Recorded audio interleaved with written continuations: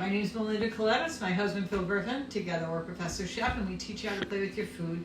So I love cute food. He doesn't, but he loves this cheesecake. Do you like me? No, not very much. Especially after day 106 of quarantine. No, I hate you guts. It's not even 100. It feels like it. So we're going. Wait a minute. What are we making? We're making Kahlua, butterscotch, cheesecake. We're making Philly cheesecake. Oh, yeah, Philly cheesecake, big deal. This is my cheesecake. It's going to have a ginger snap crust, but the way we cook it is the interesting thing. So this is Gadget Week, and we're going. We'll bring it up front. We'll bring it up front. We're cooking it in mason jars for sous vide cooking, and we'll explain that in a second. We're going to get going making this. Okay, go ahead. You do not have to make this recipe in the sous vide jars. Right. It's a fun thing, and it takes out a lot of guesswork. So we're doing half the recipe. So this is 8 ounces of Philadelphia cream and cheese. Right. It has to be Philly. It has to be. If it's not Philly, it won't work right.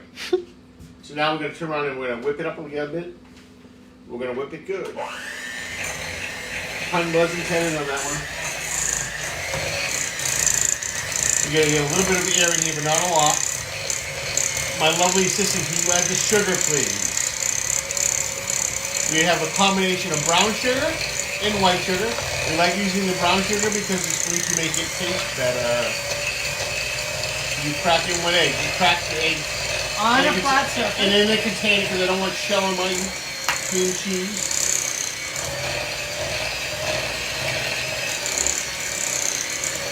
One egg goes in. Incorporate it all in.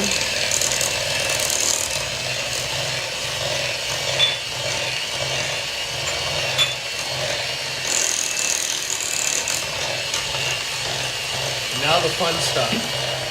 Miguel Cuddy's Butterscotch Schnapps.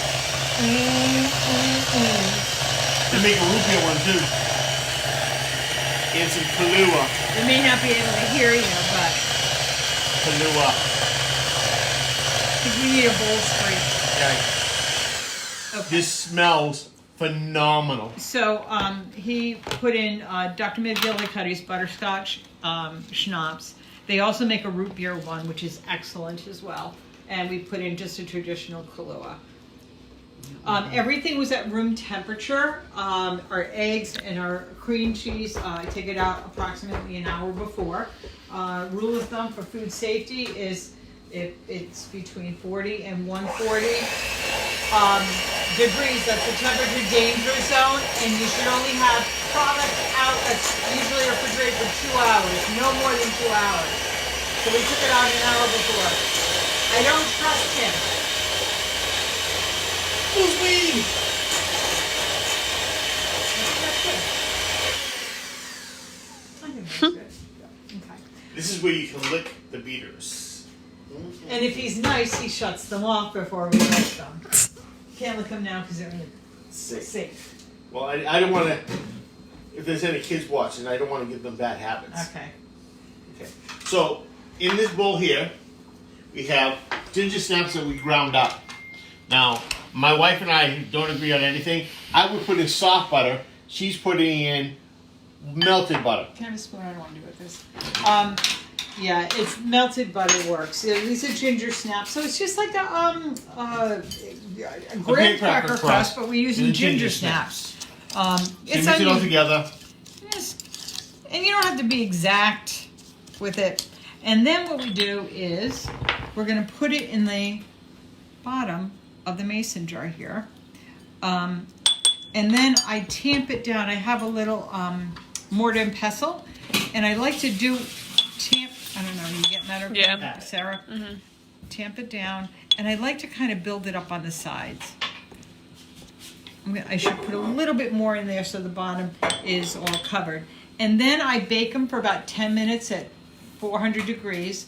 And now it's relatively hard crust, so just like you would get a graham cracker crust. So we bake those in the oven for 10 minutes. We don't always do it. We're gonna fudge on these that are going in now. And he's gonna start to fill them up. Fill them up. so I keep from making messes, I'm using an ice cream scoop. Yeah, let's pray.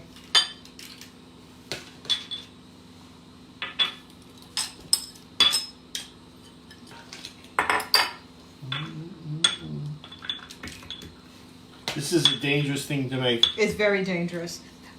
So Mother's Day is coming up. Mom likes to cook. You can get the Sous Vide cooker on Amazon. We do have a link to it on in the event posting under description, where we also have all of the recipes.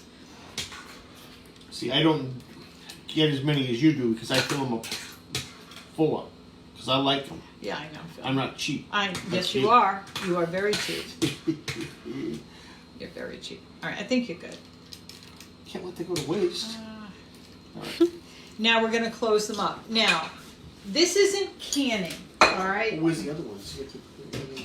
So, This is not canning. We don't have to sterilize those un momento, jars. por favor. We have sous vide cooking. This unit here is the sous vide unit. What it does is it takes and heats the water up and it keeps it circulating. We are cooking at a controlled temperature. The cheesecake cooks perfectly at 176 degrees. I can put it No, in there for... 170.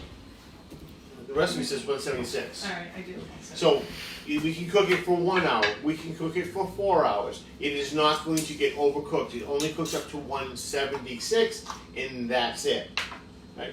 We are using the mason jars because we need to put in the water bath. If we didn't put in the water bath, they get soggy and they would never work.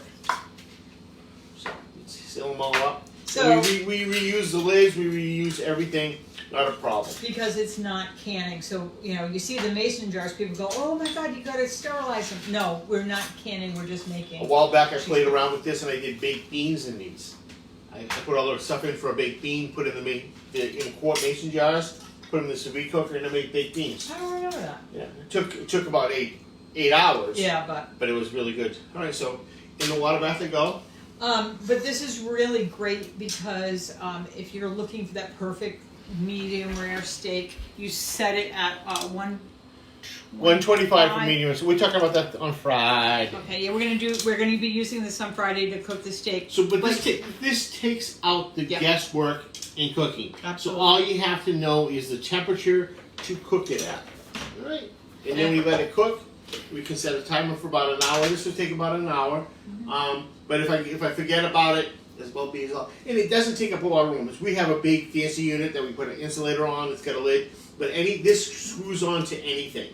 Any pot. It doesn't matter as long as you can get water in it and it's relatively deep. You can't do it on. So, anyway, it's a cool thing to have, and there's tons of recipes out there on the internet. And this particular one's made by Anova. They've got a great website, and so we can tell which was Belinda baby because mine aren't filled up all the way to the top. But you can make them pretty by putting some whipped cream on the top. Yeah. But all right, and you just stick them in the refrigerator. These, if you keep the lids on them, you can probably get almost up to over a week in the refrigerator. Almost 2 weeks. Easily. All right, now we gotta try it. I don't have to try it. I know. Dessert for dinner tonight? It is so good. Yeah, I know it is. Anyway. All right, so tomorrow night we're going to be playing with the marinade injector. And it's really weird. We're making some very weird food. Weird. There we go. Look at that.